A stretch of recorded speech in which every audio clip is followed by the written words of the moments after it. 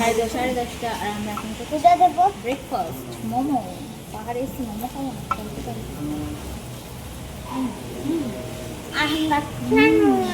দাঁড়াটুকু দেখাবো।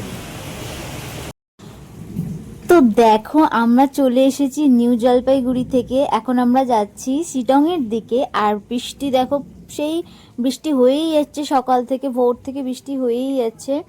আর এই বৃষ্টির মধ্যে কি ভালো লাগছে দেখো, চারিদিকে জঙ্গল গাছপালা ভর্তি, মানে সবুজে সবুজ। আর এই পাশে চা বাগান ভর্তি।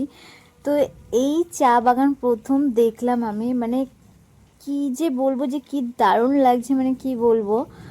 যাই হোক, তো তারপরে এই দেখো এখানে প্রথম পাহাড় দেখলাম মেঘের মধ্যে ঢাকা, মানে মানে নিউ জলপাইগুড়ি থেকে শিলং যাওয়ার পথেই প্রথম পাহাড় দেখলাম মেঘে ঢাকা। কি যে দারুণ লাগে। এখন আমাদের একটা জায়গায় দাঁড়াবে ব্রেকফাস্টের জন্য। তো এখন আমাদের ব্রেকফাস্ট হয়নি, এখন ব্রেকফাস্ট করব।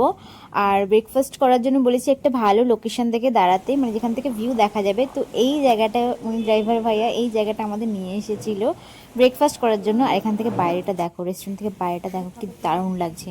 আর পাহাড়ে আসবো, মোমো খাবো না সেটা হতে পারে। ব্রেকফাস্টে আমরা মোমো নিয়ে নিয়েছিলাম, আর এই পুচকিটার জন্য স্যান্ডউইচ নিয়েছিল, আর আমাদের জন্য মোমো। মোমোটা খেতে অসাধারণ ছিল, জাস্ট অসাধারণ।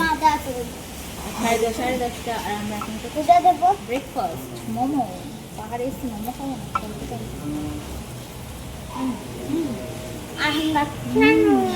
দাঁড়াটুকু দেখাবো। দারুণ খেতে। তুই কি খাচ্ছিস বলতে? স্যান্ডউইচ। আমরা খাচ্ছি মোমো। হ্যাঁ, সস নিবি?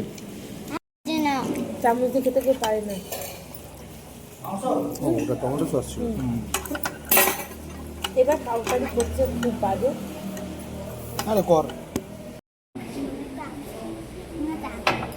ছবি তুলি।